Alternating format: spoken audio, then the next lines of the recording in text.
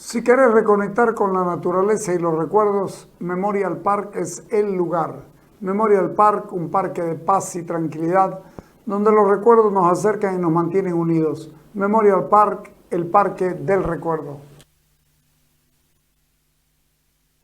Por razones como las que ha ido diciendo Darío Monasterio ayer, Juan Pablo Suárez hoy, es por las que Arce le va a costar ser un buen candidato a la presidencia de la República porque comete muchos errores y sobre todo no tiene quien lo ayude y quien lo apoye.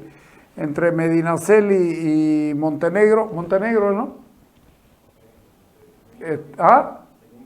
Sí, el ministro. Entre esos dos no hacen uno.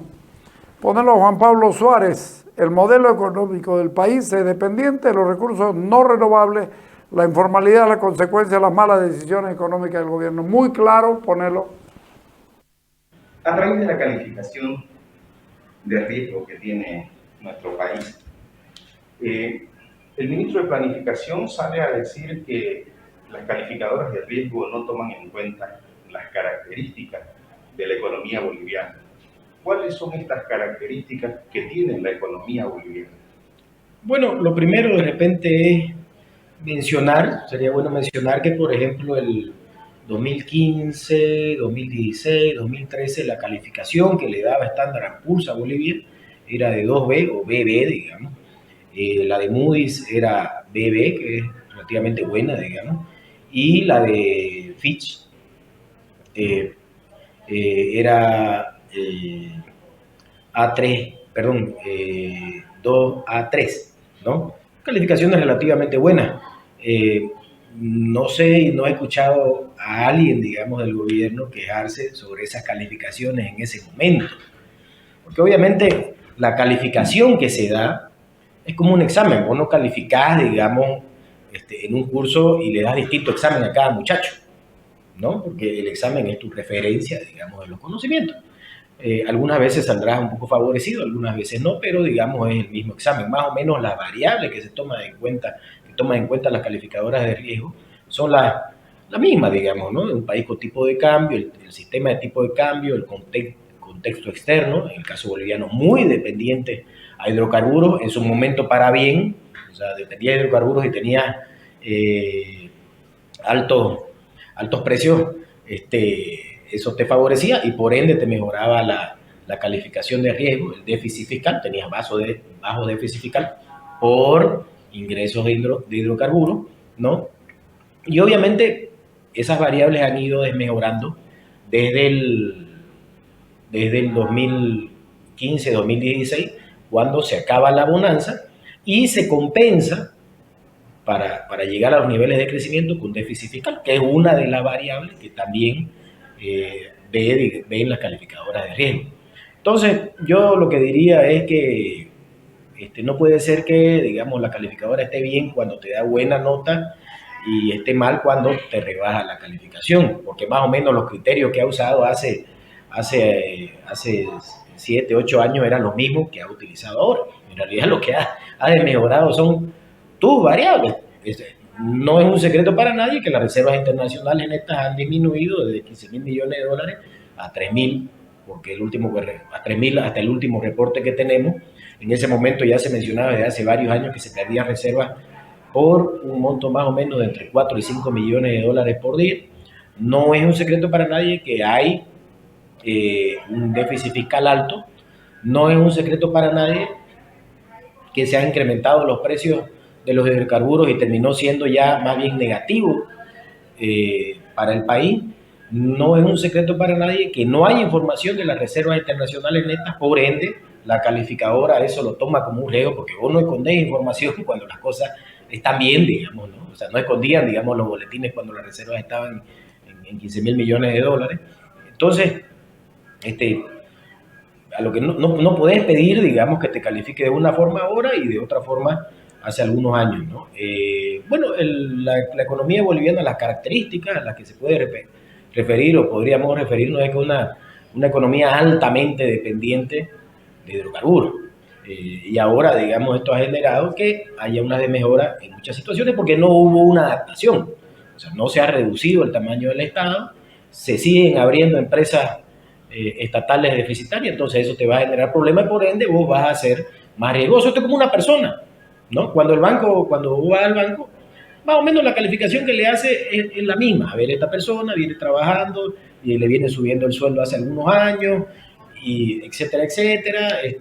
No sé, no tiene hijos regados por ahí a los que le pague pensión, ¿no? Entonces esta persona tiene menos probabilidades de que le falle. Y si pasa lo contrario, el banco también te ve como una persona más riesgosa y es más difícil que te dé el crédito. O si te lo da, probablemente te dé, digamos, como crédito de consumo que va a ser más fuerte, ¿no? Licenciado, algo que llama la atención, el tema de las empresas deficitarias, los cuales sigue sosteniendo el gobierno, el Estado, es una de las características de las inversiones en las que se realizó, digamos. Tiene mucho que ver el tema de la informalidad, el contrabando, una economía que tal vez las remesas que mandan los bolivianos desde el exterior también es algo que apalanca, digamos, todo ello. Es decir, esto también forma parte de las características, digamos, de lo que llaman una economía sólida.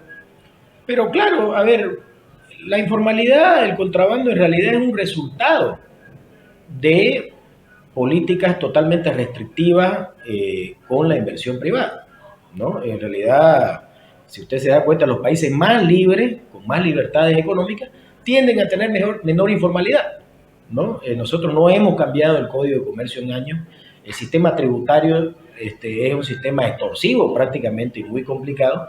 Entonces esto te genera una informalidad. Hasta los últimos datos que se tenían en informalidad laboral teníamos una informalidad del 81-82%, solo por detrás de Zimbabue. Y esto se da principalmente por políticas, digamos, totalmente arbitrarias con el sector privado, el tema de la rigidez laboral, el tema impositivo. Siempre menciono el índice Doing Business, que es un índice que hace el Banco Mundial, ¿no? En ese índice nosotros estamos en general más o menos por el puesto 160 entre 192 países, pero si nos vamos al subíndice de tema tributario, estamos de 186 entre 192 países. Peor, digamos, que países de África subsahariana, que países en guerra civil como Siria, ¿no? Entonces, esto obviamente te genera, digamos, una informalidad bastante fuerte que ocasiona que también haya un proceso de bancarización. Generalmente el informal trabaja en menor medida con los bancos. No digo que el informal no meta su plata al banco, pero lo hace menor, los pagos no son a través del banco en general, digamos, ¿no? Y lo mismo con el tema del contrabando. Si vos tenés aduanas complicadas, sistemas aduaneros complicadísimos, importar un auto, prácticamente la mitad del valor se va en impuestos, probablemente vas a tener autos chutos y vas a tener personas importando de manera informal, digamos, o contrabandeando desde la Argentina o Brasil, porque es un proceso natural, porque está más barato, sencillamente eso, y la población quiere cosas más baratas, ¿no? Entonces, tiene que haber un cambio estructural de atracción de inversión y eso toma su tiempo y también, en realidad, creo que lo más difícil es cambiarle el chip, ¿no?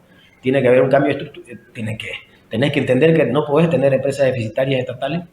Incluso hay empresas que no son tan deficitarias, pero en realidad generan problemas porque le cierran los mercados al sector privado y tenés, como por ejemplo, el mercado de la aviación, que tenés una empresa que no te da un buen servicio y de Yapa le cierran los mercados y las rutas al sector privado. Entonces, todo el mundo sale perjudicado porque no tenés empresas que te puedan generar empleo y tenés usuarios con un mal servicio que no les queda más que utilizar la única empresa que tenés, digamos, en las rutas principales, ¿no? Entonces, deben hacerse cambios estructurales definitivamente, ¿no?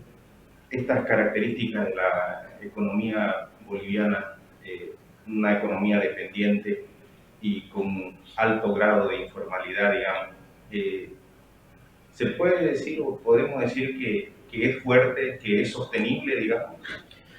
No, a ver,